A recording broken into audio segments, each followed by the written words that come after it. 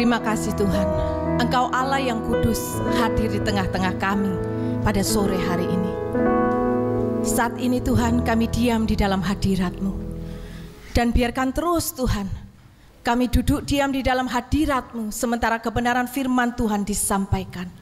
Biar kami mendengar kebenaran firman-Mu dengan kasih yang kami terima daripada Engkau dan hati yang mengasihi Tuhan. Biarlah sementara kebenaran firman Tuhan disampaikan, Roh Kudus bekerja di tengah-tengah kami, mengurapi setiap kami, baik hamba-Mu yang tidak ada apa-apanya, dan setiap jemaat yang Tuhan kasih di tempat ini. Berbicaralah bagi kami semua ya Bapa, karena kami perlu kebenaran firman-Mu dalam kehidupan kami. Mari kita semua yang siap mendengarkan kebenaran firman Tuhan, sama-sama kita katakan, amin. Shalom semuanya. Silakan duduk. Puji nama Tuhan ya. Semua sehat? Amin. Semua bersuka cita? Amin. Ya. Saudara, tadi sebelum ibadah ya, saya permisi ke toilet dan rupanya di sebelah saya itu Ailiwa. Beliau masuk duluan, setelah beliau masuk, saya masuk. Jadi Ailiwa nggak tahu kalau kita toiletnya bersebelahan. Selesai beliau keluar dari toilet, beliau matikan lampu, ceklak. Dan ternyata saklar toilet yang saya masuk itu juga ikut ketekan sama Iliwa. Apa yang terjadi? Gelap. Ya. Hanya ada cahaya tuh dari celah pintu sedikit. Memang enggak hitam pet, gelap pet gitu, enggak, ya. Tapi cukup membuat saya kalau berjalan selesai harus apa? Meraba-raba. Ternyata remang-remang itu enggak enak, ya. Remang-remang itu enggak enak, betul katanya Iliwa. Padahal saya yang merasakan, beliau yang jawab betul gitu ya. Soalnya pasti sudah pernah merasakan remang-remang itu memang enggak enak, ya. Nah kita remang-remang itu enggak enak, kenapa? Harus meraba-raba, saya takut jatuh. Jadi setelah itu saya raba-raba, tembok kanan, tembok kiri pegang, ini kira-kira gimana supaya enggak jatuh. Kalau jatuh kan enggak lucu ya kan. Mungkin saya jatuh saudara ketawa, lucu, buat saya enggak lucu. Nah remang-remang itu enggak enak karena kita meraba-raba. Nah kita jadi jemaat Tuhan, jangan jadi jemaat yang meraba-raba. Karena apa? Iman itu tidak abu-abu, tetapi iman itu memberikan kepastian. Amin. Jadi hari ini jangan jadi jemaat yang meraba-raba, jangan jadi jemaat yang abu-abu, bingung nggak tahu harus gimana. Karena iman itu memberikan kepastian buat saudara dengan saya. Yuk kita buka dalam Roma 8 ayat 31 sampai 39. Roma 8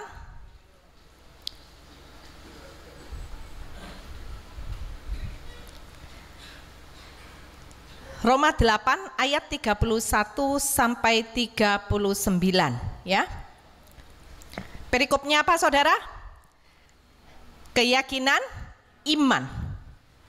Sesuatu yang diyakini tentang iman gitu ya. Nah, kalau firman Tuhan itu ya dan amin. Sehingga keyakinan iman itu memberikan kita pengertian bahwa sesuatu yang diyakini itu sudah pasti. Amin. Tidak lagi abu-abu. Sehingga hari ini kita belajar bahwa iman itu memberikan kepastian. Yuk sama-sama kita baca ayat yang ke-31. 2, 3. Sebab itu apakah yang akan kita katakan tentang semuanya itu? Jika Allah di pihak kita, siapakah yang akan melawan kita? Amin. Stop sampai di sana. Iman itu memberikan kepastian, dan kepastiannya itu apa saudara? Jika Allah di pihak kita, kita itu tidak terkalahkan. Amin. Jika Tuhan di pihak kita, maka kita akan menjadi pemenang. Nah, kepastian ini apa yang iman itu berikan kepada kita? Iman itu menjanjikan bahwa Allah di pihak kita, maka kita itu tidak perlu ragu. Kepastian ini loh saudara yang perlu kita yakini, bahwa apapun yang terjadi dalam kehidupan kita, sekalipun keadaan saudara dengan saya tidak sedang baik-baik saja, tetapi kita harus yakin dan percaya ya dan amin bahwa Tuhan itu selalu ada di pihak kita. Amin saudara.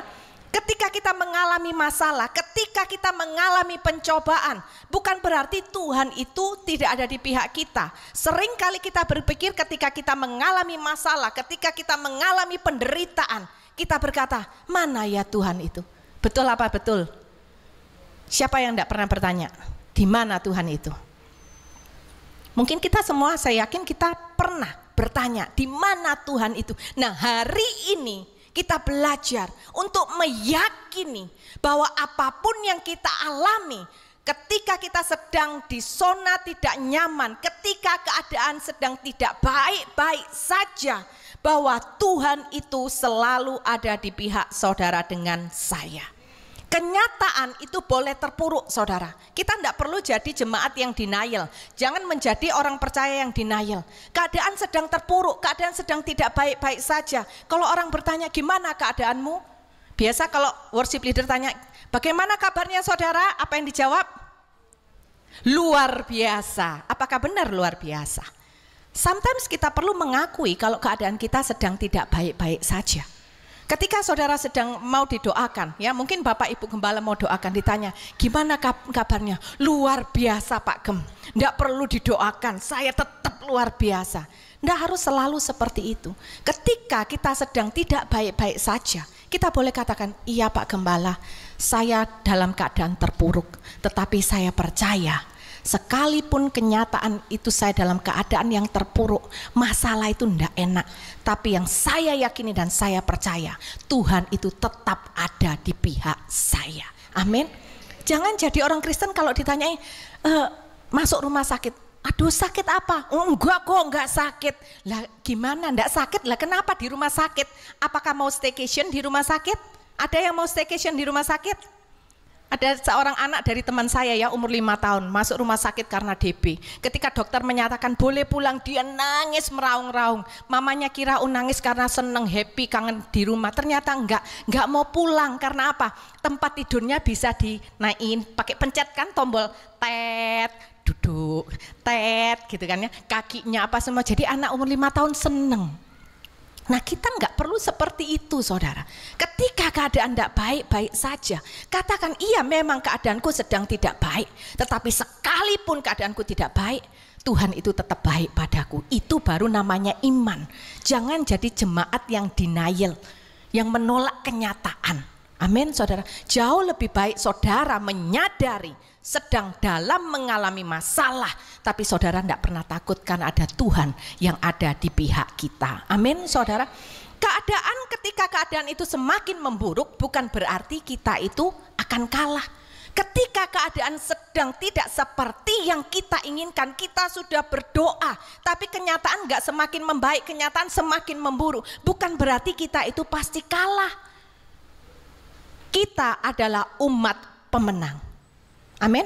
Yuk katakan, saya adalah umat pemenang. Apapun yang terjadi, mau badai sebesar apapun yang terjadi, kita itu adalah umat pemenang. Umat pemenang itu akan menang. Amin saudara.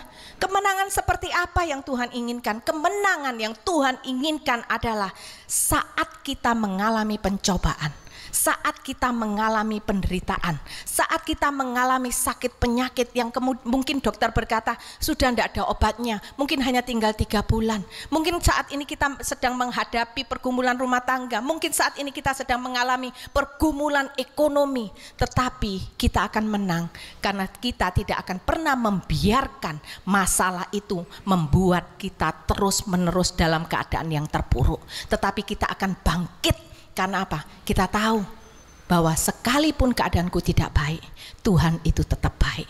Aku akan bangkit dari keadaanku yang terpuruk, bukan karena keadaan ini sudah membaik, tetapi karena aku tahu Tuhan itu baik dan Tuhan itu ada di pihakku. Amin saudara. Nah kemenangan ini loh saudara yang mau Tuhan itu kita bawa. Tuhan mau kita bawa kemenangan ini terus every day, setiap hari, hari demi hari, sekalipun masalah itu belum selesai. Orang Kristen sering kali berpikir apa? Kalau menang itu berarti masalahnya sudah dipulihkan. Enggak. Pemenang itu bukan berarti masalah sudah selesai atau masalah sudah dipulihkan. Karena apa? Selama kita hidup kita pasti punya masalah. Salah. Kalau enggak punya masalah itu nanti kalau sudah 1x2 meter itu enggak ada masalah. Selama kita hidup kita pasti punya masalah. Siapa di sini yang punya masalah? Angkat tangan.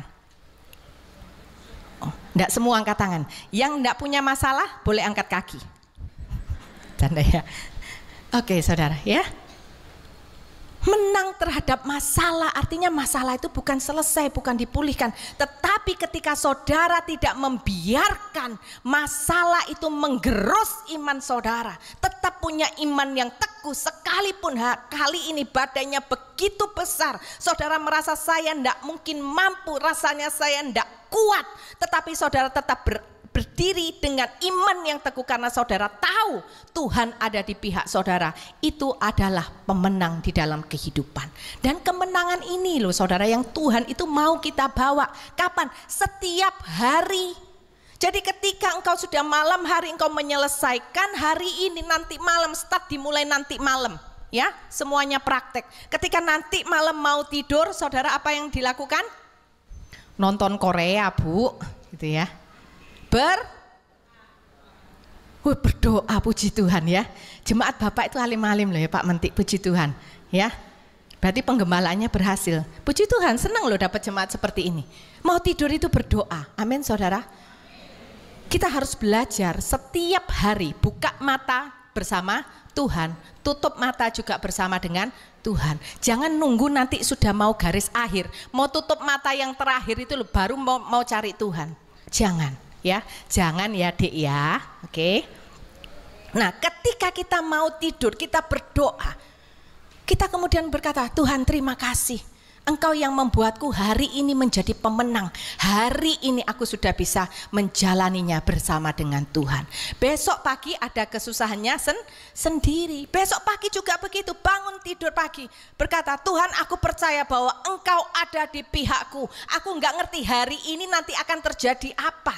Tetapi ketika ada sesuatu yang buruk itu menimpa, sesuatu yang aku nggak mau tapi itu terjadi, aku tetap percaya bahwa Tuhan tetap ada di pihakku. Amin saudara.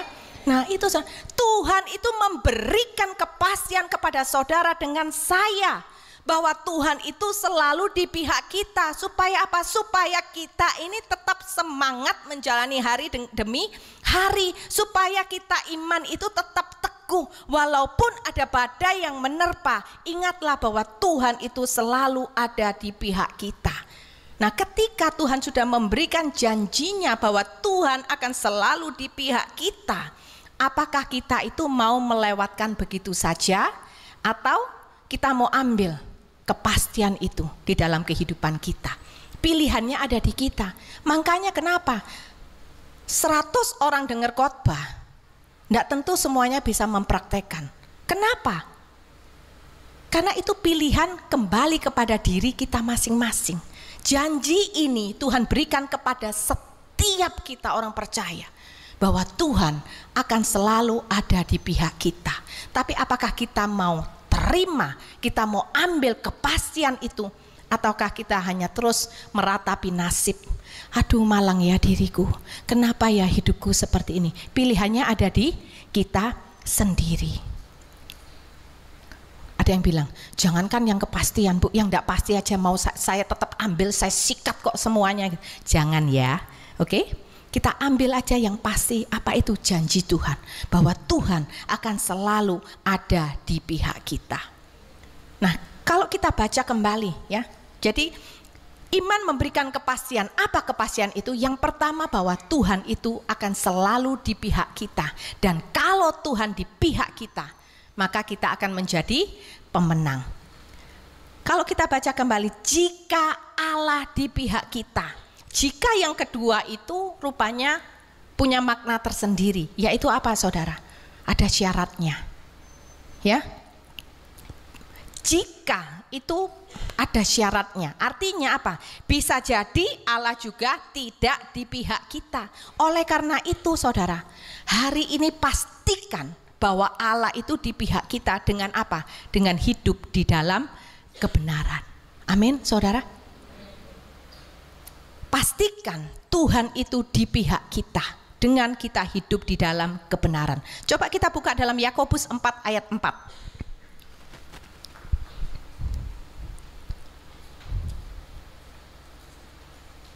Yakobus 4 ayat 4.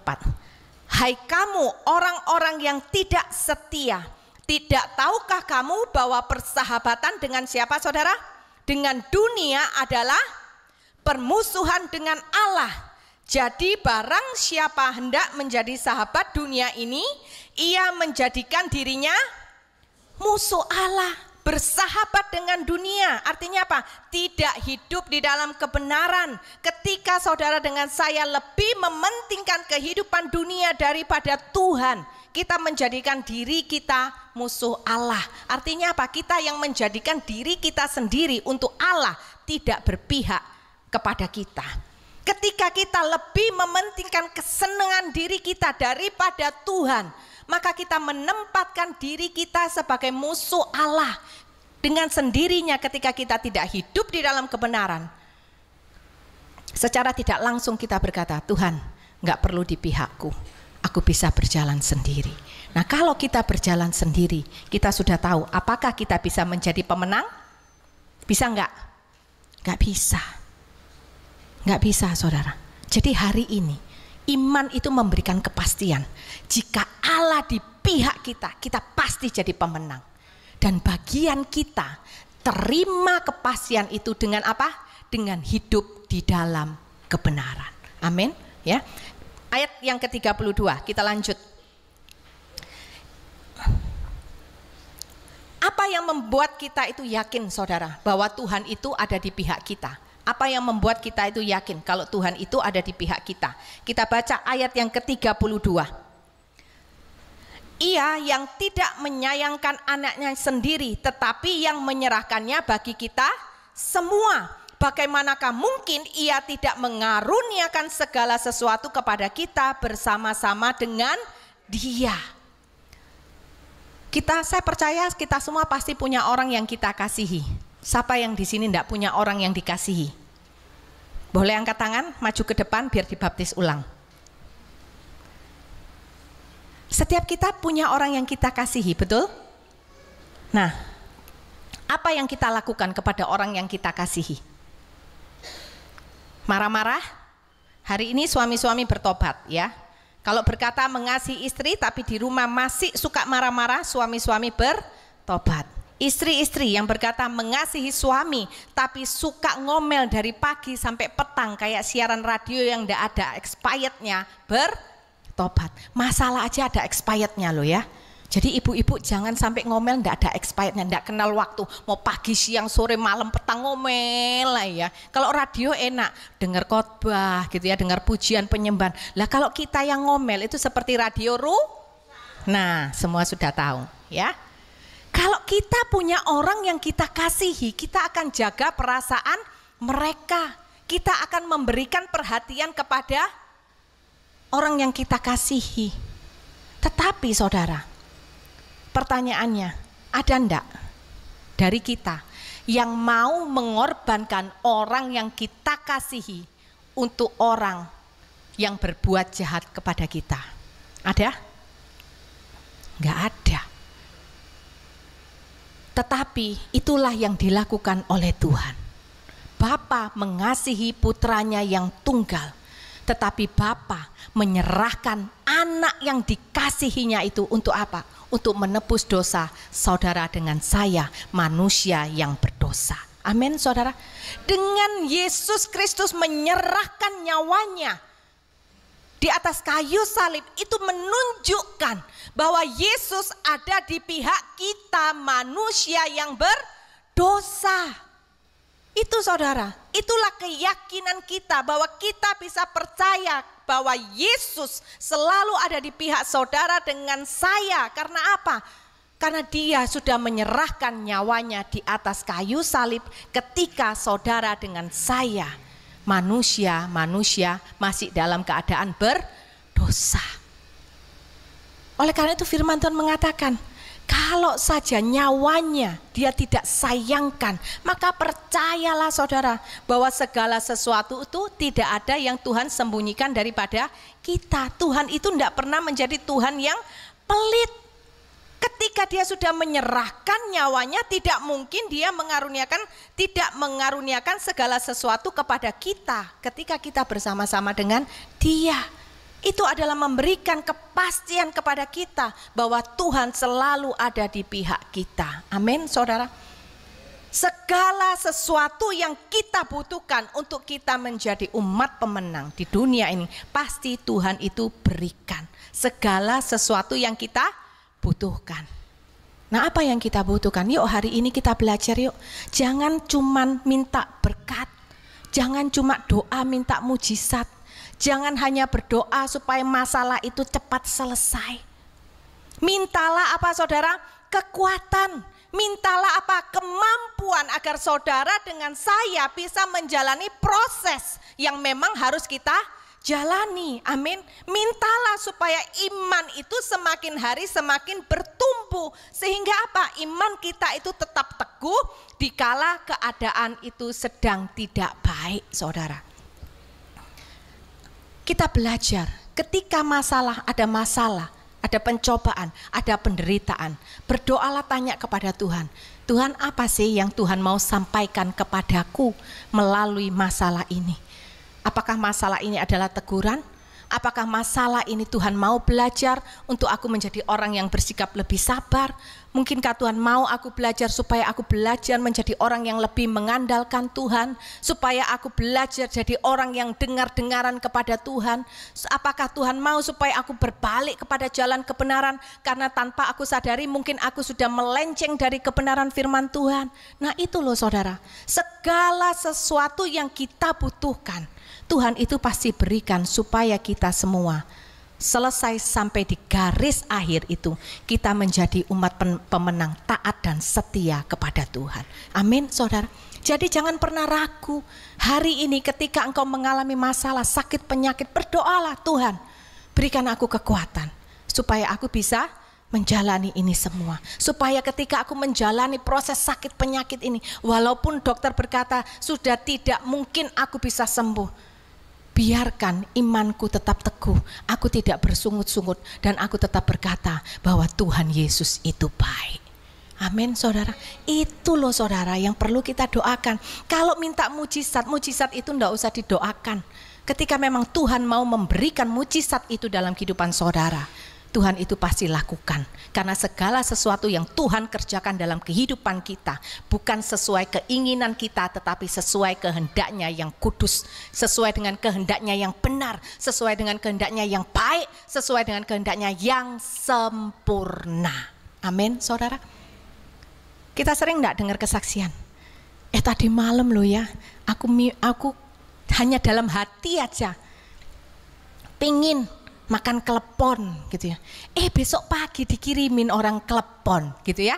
Pernah enggak? Enggak pernah Bu, kalau klepon, kalau bakpao pernah ya, sama aja saudara ya. Pernah ya. Di situ kita lihat berdoa enggak untuk minta klepon? Enggak doa tuh. Tapi kenapa? Tuhan bisa kirimkan. Kadang-kadang hal kecil seperti itu kita anggap apa? Kebetulan, sepele. Tetapi sebenarnya dari kejadian kita setiap hari Tuhan itu berbicara loh kepada kita. Amin. Apa yang Tuhan bicarakan? Hal kecil, soal klepon, soal bakpao yang engkau tidak berdoa untuk itu. Tuhan tahu loh keinginan hatimu. Dan kalau Tuhan izinkan, Tuhan kasih. Tapi kalau segala sesuatu yang kita doakan tidak sesuai dengan kehendak Tuhan, Tuhan tidak izinkan. Karena apa? Karena Tuhan tahu kalau kita dapat yang kita minta justru membawa kita jauh daripada Tuhan. Bahno sampai lebaran keong kita doa, Tuhan tidak akan kasih. Karena Tuhan tidak mungkin memberikan sesuatu yang menjerumuskan saudara dengan saya. Amin saudara ya. Mari kita berdoa dengan yang benar. Kalau Tuhan di pihak kita, artinya apa? Bahwa engkau pasti bisa loh. Hanya apa? Hanya mindset kita nih loh yang diubah. Kita maunya apa? Proses cepat selesai. Tuhan kapan cepat selesai? Kita maunya instan. Hari ini berubah. Kalau iman itu memberikan kepastian Tuhan ada di pihak kita, maka hari ini kita belajar. Tuhan, aku tahu bahwa masalah yang aku hadapi, pergumulan yang aku hadapi itu tidak mudah. Bisa aja Tuhan di tengah jalan aku bersungut-sungut. Bisa saja di tengah jalan itu aku jatuh. Tetapi kebenaran firman Tuhan hari ini memberikan kepastian bahwa Allah ada di pihakku sekalipun aku mengalami pencobaan. Oleh karena itu Tuhan mampukan aku, berikan aku kekuatan, berikan aku iman yang semakin teguh supaya dari hari ke hari aku tetap mempermuliakan nama Tuhan. Amin saudara. Dalam keadaan kita di atas, dalam keadaan kita di bawah, kita tidak mempermalukan nama Tuhan. Amin saudara ya. Iman itu memberikan kepastian bahwa selama kita hidup Tuhan itu selalu ada. Dia ada untuk apa? Untuk menyertai saudara. Dia ada untuk menolong. Dia ada untuk memberikan kekuatan. Dia ada untuk memberikan semangat. Dan dia ada untuk memberikan jalan keluar yang terbaik sesuai dengan pemandangan Tuhan. Amin saudara. Ya. Dan ketika dikatakan di ayat yang tadi kita baca, dia mengaruniakan segala sesuatu. Ketika kita minta apa yang kita butuhkan, Tuhan itu bukan hanya memberikan sekali aja. Kalau hari ini kita berdoa, Tuhan berikan aku kekuatan. Hari ini Tuhan sudah berikan kekuatan. Terus besok pagi boleh enggak kita minta lagi? Tuhan berikan aku kekuatan, boleh enggak? Boleh. Karena enggak mungkin Tuhan hanya bilang, Tuhan berikan aku kekuatan. Terus Tuhan bilang, loh kemarin kan sudah, lupa ya? Lupa ya? Enggak saudara. Berkali-kali kita minta, Tuhan pasti berikan. Karena apa? Tuhan mau kita menjadi umat pemenang sampai garis akhir. Ada lagu kan? Berkali-kali apa Tuhan? Menolong. Beda dengan manusia. Kalau kita minta berkali-kali sama manusia, orang itu akan berkata apa? Aduh wis mending gak usah punya teman kayak kamu, gak usah kenal aja gak apa-apa. Kok tiap hari aja diriwuin gitu ya. Tapi Tuhan gak pernah seperti itu. Justru Tuhan itu menunggu untuk kita datang meminta kepadanya. Apakah karena Tuhan itu gila hormat? Tidak. Tetapi ketika kita datang kepada Tuhan, di situ menunjukkan bahwa kita punya iman percaya kepada Tuhan. Ketika engkau tidak datang kepada tempat yang lain, ketika engkau datang kepada Tuhan, menunjukkan imanmu bahwa satu-satunya yang bisa menolong aku untuk aku bisa menjalani proses ini hanya Tuhan satu-satunya. Dan ketika saudara merespon seperti itu, saudara sudah jadi umat pemenang. Amin saudara. Hari ini kita belajar, menang bukan berarti masalah itu selesai. Tetapi ketika engkau tahu Tuhan berada di pihakmu dan engkau tetap terus berjalan bersama dengan Tuhan, dengan iman yang semakin hari semakin teguh. Sekalipun ke setiap hari keadaan semakin merosot, tetapi imanmu semakin hari semakin naik. Menjadi kepala dan bukan menjadi ekor. Itu loh iman saudara ya. Jangan saudara hanya berkata oh jadi kepala bukan menjadi ekor. Selalu berkata tentang apa? Uang, jen, money, lai. No, menjadi kepala bukan menjadi ekor adalah apa? Iman yang semakin hari semakin terus naik. Sekalipun keadaan semakin hari semakin memburuk. Amin saudara. Tuhan akan mengaruniakan segala sesuatu yang baik sehingga kita tidak kekurangan suatu apapun. Lihat saudara, sehingga kita tidak kekurangan suatu apapun. Artinya bahwa apapun masalahmu, engkau pasti bisa melewatinya. Hari ini jangan lagi berkata, enggak bisa, tapi kan begini, tapi kan begitu. Itu pembenaran bukan kebenaran. Tetapi kebenarannya adalah apa? Tuhan mengaruniakan segala sesuatu sehingga kita tidak kekurangan suatu apapun. Coba kita buka dalam Mazmur 34 ayat yang ke-11. Mazmur 34 ayat yang ke-11. Singa-singa muda merana kelaparan, tetapi orang-orang yang mencari Tuhan apa? Tidak kekurangan suatu apapun yang baik. Itu loh saudara ya. tidak kekurangan suatu apapun yang baik. Yuk kita lanjut ayat 33. Siapakah yang akan menggugat orang-orang pilihan Allah, Allah yang membenarkan mereka? Siapakah yang akan menghukum mereka? Kristus Yesus yang telah mati, bahkan lebih lagi yang telah bangkit, yang duduk di sebelah kanan Allah, yang malah menjadi apa saudara? Pembela bagi kita. Saudara, tidak ada dosa yang terlalu besar yang tidak dapat Tuhan ampuni sampai membawa kita kepada neraka selama kita mau bertobat. Amin. Hari ini, jikalau ada di antara kita masih hidup di dalam dosa, mari kita bangkit, mari kita berkata, datang kepada Tuhan. Tuhan, aku orang berdosa, tapi hari ini aku belajar, aku mau bertobat. Dan percayalah, tidak ada dosa yang begitu besar sampai Tuhan itu tidak bisa mengampuni. Bahkan dosa-dosa masa lalu, kekuranganmu, jangan jadikan itu menjadi sebuah trauma. Jangan dengarkan intimidasi iblis. Oh dulu kamu pernah buat ini dan itu. Oh dulu kamu begini sampai begini. Terus saudara bawa sampai hari ini. Hari ini kita perlu datang kepada Tuhan. Umat pemenang itu tidak ada lagi trauma di dalam kehidupannya. Karena apa? Dia datang kepada Tuhan yang sanggup memulihkan traumanya. Sama seperti siapa? Petrus. Petrus itu trauma ketika dia menyangkal Tuhan. Ya. Berkokok sampai ayam berkokok 3 kali. Kemudian setelah Tuhan itu bangkit, Tuhan juga datang kepada Petrus untuk apa? Memulihkan traumanya. Dan ketika Tuhan memulihkan trauma Petrus, apa yang dilakukan oleh Petrus? Dulunya dia takut untuk orang tahu dia kenal sama Yesus. Tetapi setelah Yesus menyembuhkan trauma Petrus, Petrus mewartakan Injil dengan gagah berani. Amin, saudara. Itu umat pemenang. Umat pemenang itu tidak takut untuk mewartakan kebenaran Injil. Bagaimana saya memberitakan kebenaran Injil, Bu? Saya tidak sekolah teologi, saya tidak pinter ngomong. Mewartakan Injil bukan hanya melalui mimbar, tetapi mewartakan Injil.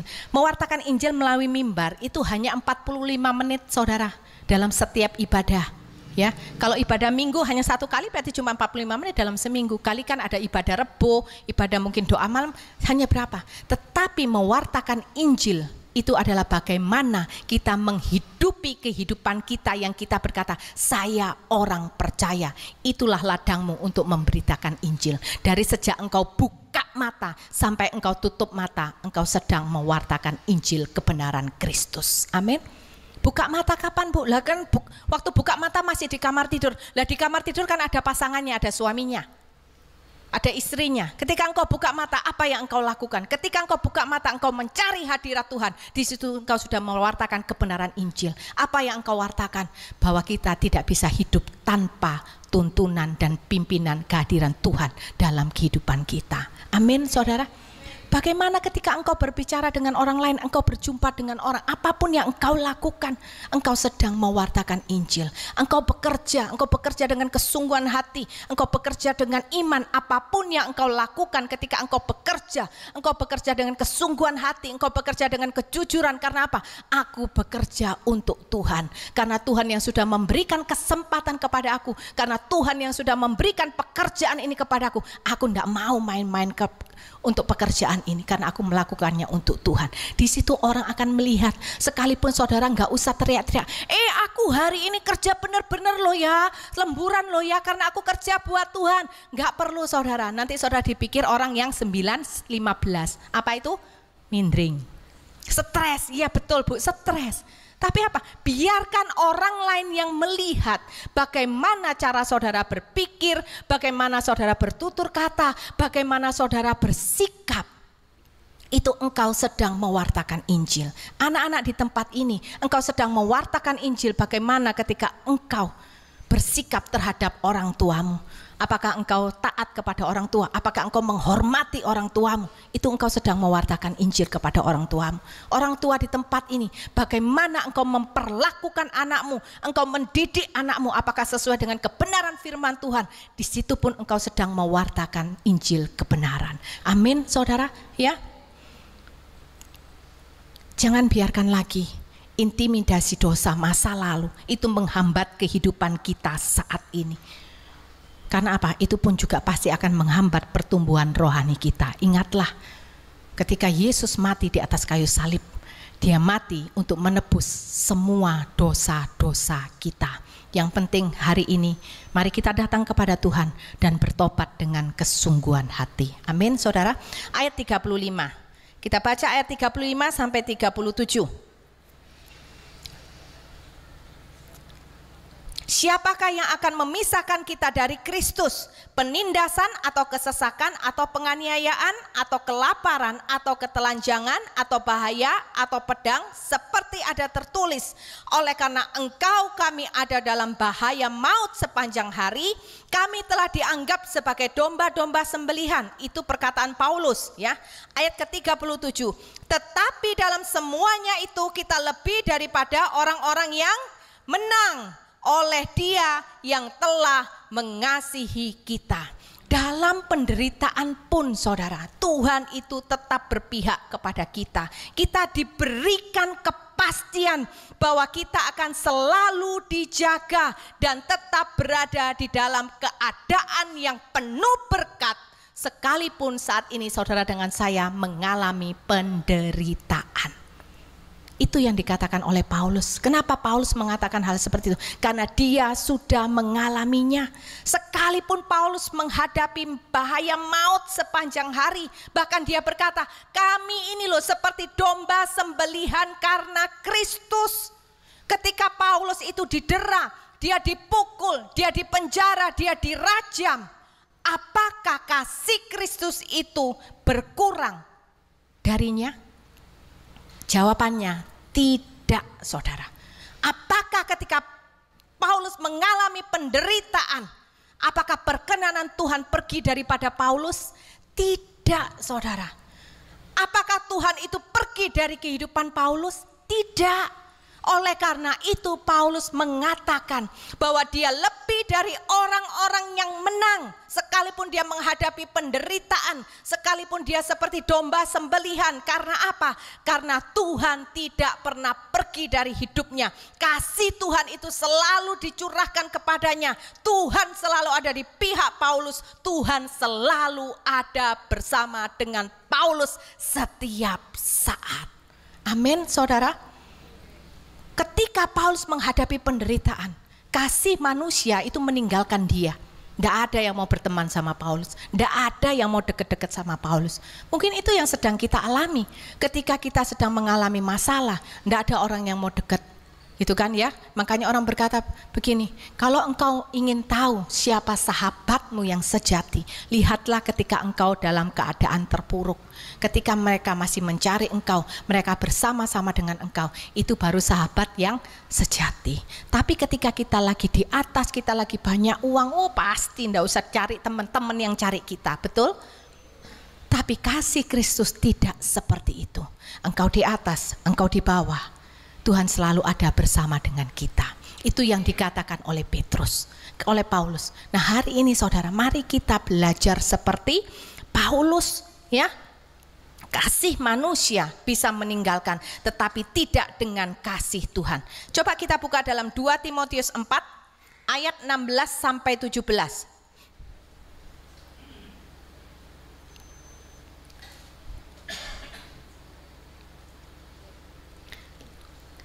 Pada waktu pembelaanku yang pertama, tidak seorang pun yang membantu aku, semuanya meninggalkan aku. Kiranya hal itu jangan ditanggungkan atas mereka. Lihat saudara, semuanya pergi ya ketika Paulus diadili. Ayat 17, tetapi siapa? Tuhan telah mendampingi aku dan menguatkan aku supaya dengan perantaraanku Injil diberitakan dengan sepenuhnya dan semua orang bukan Yahudi mendengarnya. Dengan demikian aku lepas dari mulut singa. Percayalah, ketika engkau mengalami pencobaan, ketika engkau mengalami masalah, penderitaan, orang lain meninggalkanmu, tidak ada satu orang pun, bahkan mungkin pasanganmu meninggalkan engkau. Ketahuilah, ketika engkau sendiri di dalam satu rumah, di dalam ruangan engkau sendiri, engkau tidak sendiri, tetapi ada Tuhan yang berpihak kepada engkau. Amin, saudara. Ya, coba kita buka lagi 2 Korintus 1 ayat 5. 2 Korintus 1 ayat 5.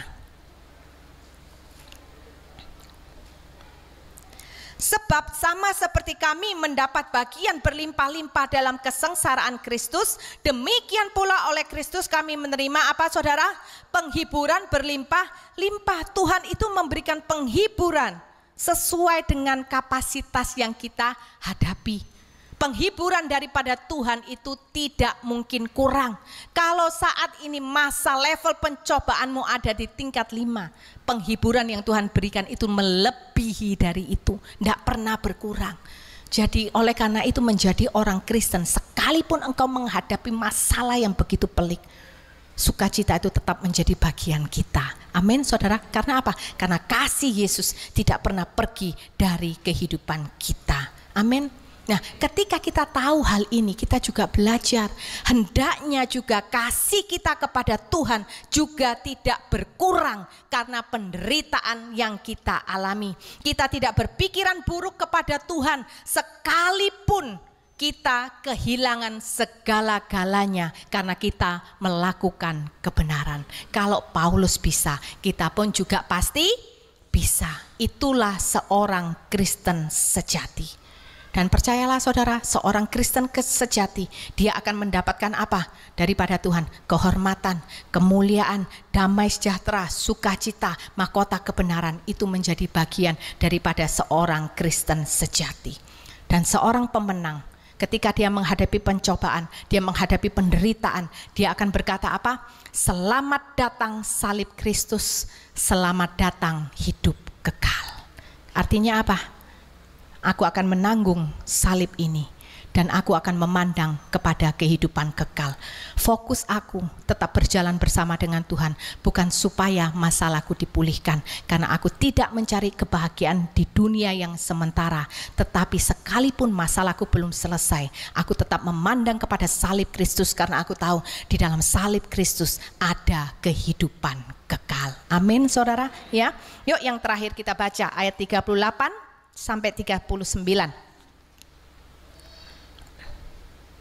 Sebab aku yakin bahwa baik maut maupun hidup, baik malaikat-malaikat maupun pemerintah-pemerintah, baik yang ada sekarang maupun yang akan datang, atau kuasa-kuasa baik yang di atas maupun yang di bawah, ataupun sesuatu makhluk lain, tidak akan dapat memisahkan kita dari kasih Allah yang ada dalam Kristus Yesus Tuhan kita. Paulus punya keyakinan iman yang teguh bahwa tidak ada yang dapat memisahkan kasih Allah dari dirinya. Itu loh saudara yang perlu kita pegang hari ini. Sekalipun hari ini aku ada dalam lembah kekelaman, sekalipun vonis dokter berkata aku hidup hanya mungkin 3 bulan. Mungkin saat ini aku sudah sedang mengalami pergumulan ekonomi, sudah bertahun-tahun masih belum juga aku merdeka. Mungkin hari ini aku masih mengalami pergumulan rumah tangga. Mungkin masih hari ini ada anak-anak muda yang putus sekolah, tidak tahu harus bagaimana, tidak ada biaya. Percayalah bahwa kasih Tuhan itu tidak pernah pergi dari kita. Jangan pernah biarkan masalah itu memisahkan kita daripada Tuhan. Karena apa? Karena kasih Kristus tidak dipisahkan oleh apapun, baik oleh penderitaan, bahkan dikatakan oleh maut sekalipun, kasih Kristus itu selalu ada buat saudara dengan saya. Amin saudara. Saya tutup dengan satu kesaksian ya. Ada seorang yang bernama Tuan Hugh Kennedy. Dia adalah seorang Kristen dari Skotlandia ya. Saya undang untuk tim PAW naik ke depan. Nah, ketika Tuan Hugh Kennedy ini dia menghadapi ajal, dia minta untuk diambilkan sebuah Alkitab ya. Kemudian dia berkata kepada anak-anaknya, anakku tolong bukakan kitab Roma, karena dia itu sudah buta ya, usianya sudah lanjut, matanya sudah buta, dia tidak bisa melihat. Dan ketika dia menemui ajal, dia berkata kepada anaknya, anakku tolong bukakan kitab Roma pasal 8. Dan kemudian anaknya buka Roma pasal 8.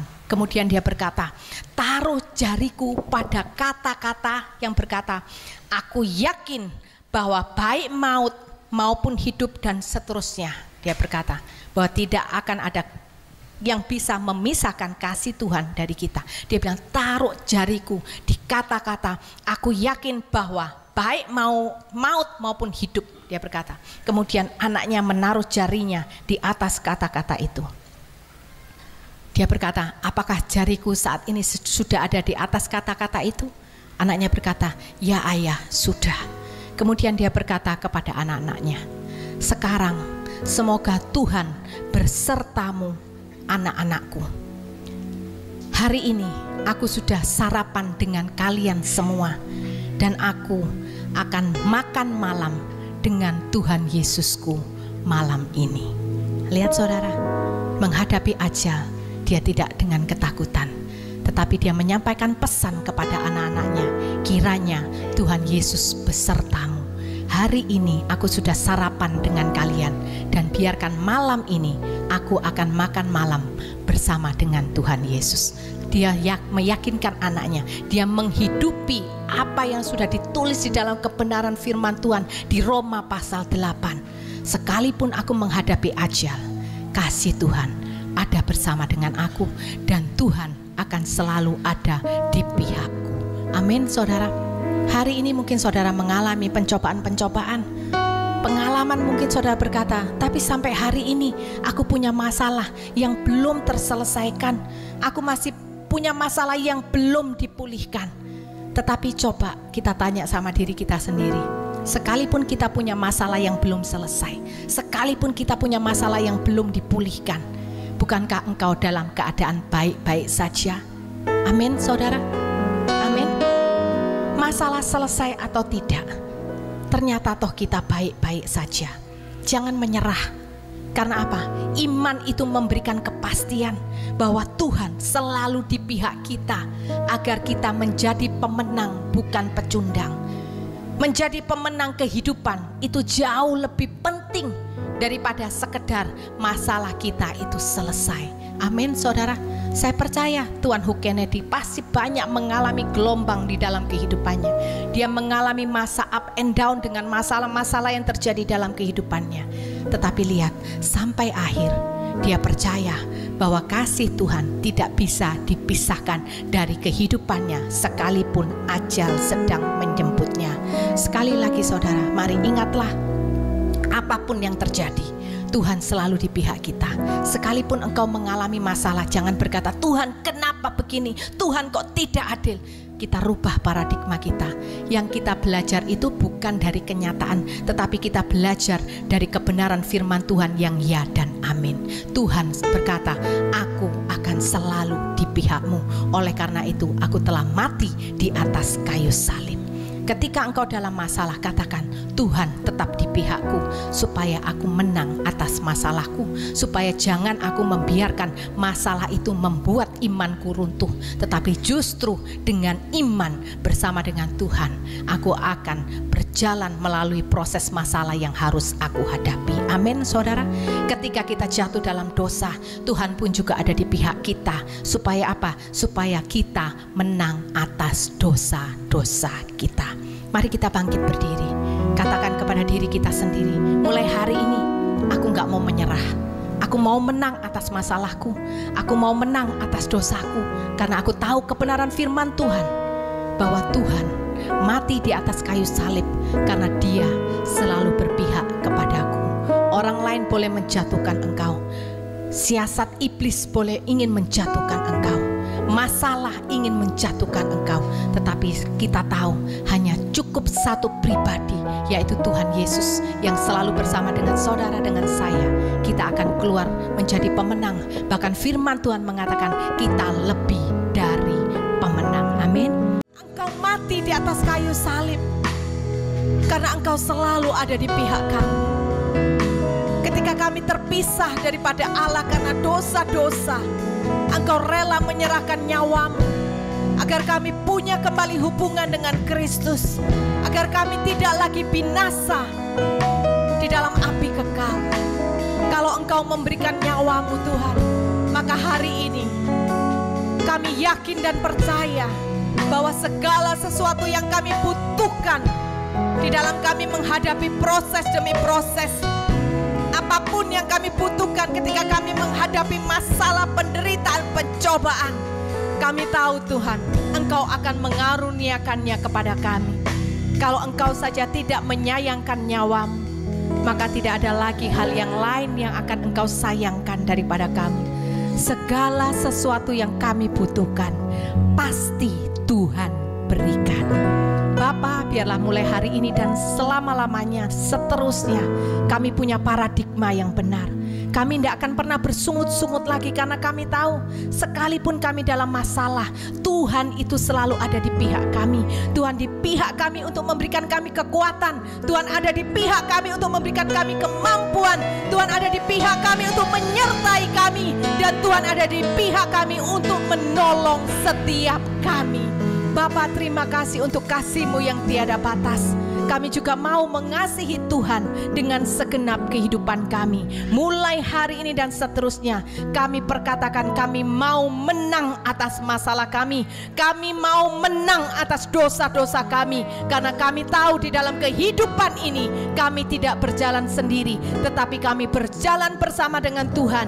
Tuhan yang selalu ada di pihak kami untuk memberikan kami kemenangan dengan kasih Kristus yang tidak akan pernah dipisahkan kepada kami. Apapun yang terjadi, pencobaan, penderitaan, bahkan maut sekalipun, kami orang-orang percaya tidak dipisahkan oleh pada kasih Kristus. Terima kasih Bapa untuk kasih-Mu yang sempurna. Biarlah dengan kasih yang sempurna kami juga boleh mengasihi Engkau.